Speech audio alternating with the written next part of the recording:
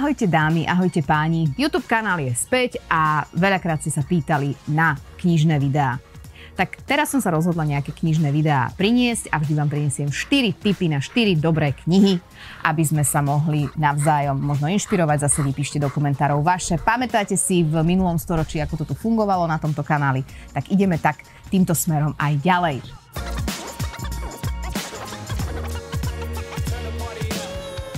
Prvá kniha, ktorú som vybrala, je kniha od Veroniky Folentovej Ako byť zdravý.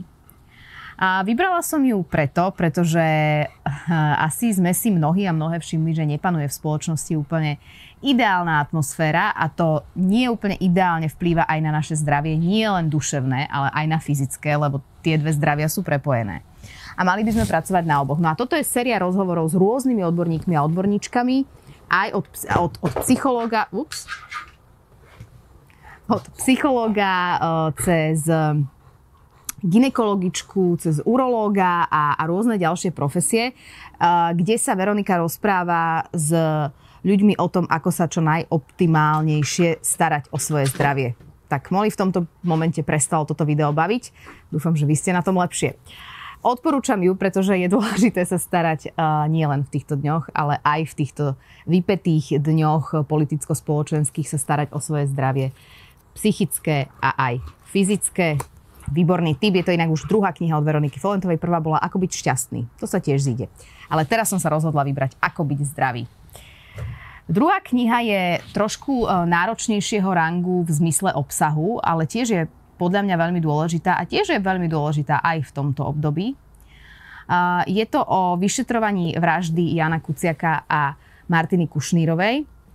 Napísala ju novinárka Laura Kele-Kalinská a je to pomerne náročné čítanie, nebudeme si klamať, ale je to veľmi detailné, sú tam skutočnosti, o ktorých ste predtým podľa mňa nevedeli. Je to nesmierne precízne zanalyzovaný proces vyšetrovania tejto vraždy, ktorá zmenila Slovensko a netreba na to zabúdať, pretože vidíme mnohé pokusy niekedy aj ako keby diskreditovať ten odkaz Jána a Martiny. Videli sme, že niekto dal dole pamätnú tabulu Jána Kuciaka a to by sa nemalo diať. Takže aj táto kniha nám môže pripomenúť, čo sa tu otrasného udialo v tejto krajine a mali by sme všetci a všetky robiť na tom, aby sa podobné skutky nediali. Prejdeme aj na trošku ľahší žáner, trošku oddychovejší žáner. A je to inak jedna z mojich obľúbených kníh. Napísali ju tiež novinár, dnes tu máme také novinárske okienko. Áno, je to aj podprahová podpora novinárov a novinárok, ktorí si tiež čo to v tejto spoločnosti od dnešnej politickej reprezentácie a predstaviteľov vládnej koalície zažívajú. Takže možno aj toto, takto ich podporujeme, ale podporujeme ich aj preto, lebo napísali naozaj fantastické knihy. Toto je Ondřej Kundra z týždenníka Respekt, z českého týždenníka Respekt. A je to kniha o Mede Mládkovej, ktorá sa volá Môj úžasný život. Je v češtine, ale myslím si, že to celkom zvládame. My si ešte rozumieme po česky, už horšie si Česi rozumejú s nami v posledných dňoch a mesiacoch, ale aj to sa hádam v nejakom bode napraví. Meda Mládková, ak ju nepoznáte, je to jedna výrazná osobnosť českej kultúry z druhej polovice 20. storočia a z úvodu 21. storočia a možno ju môžete poznať aj ako veľkú zberateľku a propagátorku diel Františka Kupku.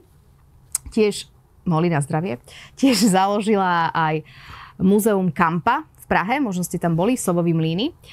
Ale ja som túto knihu vybrala aj pretože Meda Mládková je emigrantka.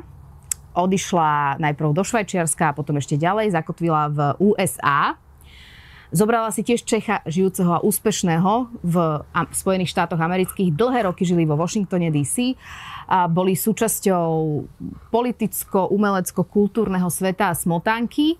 Združovali týchto ľudí, ale po celý čas Meda podporovala kultúru vtedy v Československu. Či to boli či to boli umelci výtvarného razenia, alebo to boli spisovatelia, dissent. Meda Mládková nestratila kontakt so svojou domovinou ani počas socializmu. Potom sa vrátila domov do Českej republiky čiastkovo. Celú zbierku svojho umenia, ktorú vyše 30 rokov so svojím manželom zbierali, priniesla do Prahy, a teda do Českej republiky. A Meda už zomrela. A jej život je naozaj v zásade jedna veľká propagácia českej kultúry, českého národa. A hovorím to preto, že odišla, no napriek tomu nestratila kontakt so svojou krajinou, aj keď to bolo náročné, pretože za socializmu to bolo o mnoho náročnejšie ako dnes. A možno je to pre nás aj teraz taká inšpirácia pre tých a pre tie, ktorí aj sú v zahraničí a vidia, čo sa na Slovensku alebo v našom regióne deje, aby aj keď žijú v zahraničí, nestrácali úplne kontakt s našou krajinou, zaujímali sa, chodili voliť poštou, ak sa dá, alebo podporovali projekty, ktoré sa im páčia, ak sa dá, možno prišli voliť fyzicky. Aby jednoducho sme si uvedomovali aj tí a tie, ktorí sme vonku, alebo ktorí sú vonku, ja teda žijem na Slovensku, že tá krajina tu stále je a že tá krajina tu je nie len možno pre nás, ktorí fyzicky tu už nie sú, ale pre našich blízkych, pre našich kamarátov, pre ľudí, na ktorých nám záleží. A netreba úplne strácať kontakt. A Meda Mládková v tomto je podľa mňa úžasným príkladom. Naozaj vám tú knihu odporúčam, alebo akýkoľvek článok o nej. Zomrela pomerne vo vysokom veku, myslím si, že mala vyše 95 rokov, keď zomrela. A choďte sa pozrieť určite na kampu do Prahy. Je tam aj veľká krásna umelecká zbierka a tiež sa tam čo to dozviete o Mede Mládkovej. Veľmi, veľmi odporúčam a veľmi odporúčam aj tú filozofiu, že ak aj ste niekde v zahraničí, myslíte na to, sledujte, čo sa deje na Slovensku a pomáhajte tomu, akokoľvek sa vám konkrétne dá, lebo každému z nás sa nejako trošičku dá. No a uzatváram štvoricu týchto prvých knižných odporúčaní po 10 ročiach knihou Rýchlo kurz geniality od Ľudovíta Odora, aj pre pokoj na kandidátke.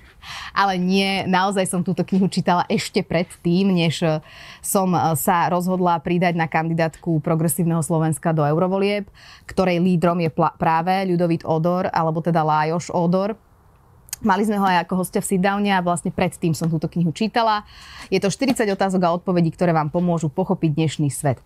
Neviem, čiže úplne celý svet pochopíte, ak si to prečítate, ale minimálne je to super zaujímavé si prečítať a moja najobľúbenejšia kapitola, ktorú vám odporúčam. Nemusíte to čítať od začiatku po koniec, môžete si to pokojne rozložiť, čo vás zaujíma, s tým začať. Tak moja obľúbená kapitola je o starnutí a o tom, ako existuje nejaký druh korytačiek, ktoré nestarnú. Takže moja misia teraz je pochopiť, ako sa stať tou korytačkou. Ale keďže to sa asi nestane. Túto knihu si určite prečítajte. Minimálne niektoré kapitoly, ktoré vás zaujímajú. Je tam všetko od pochopenia, ako funguje mozog, cez politické veci, alebo teda nejaké pochopenie toho nášho dnešného spoločenského, kultúrneho sveta. Ľudovít Odor si s ňou dal naozaj veľa roboty. Myslím si, že je aj bez toho, aby som ju ja tu dnes propagovala, veľmi úspešná.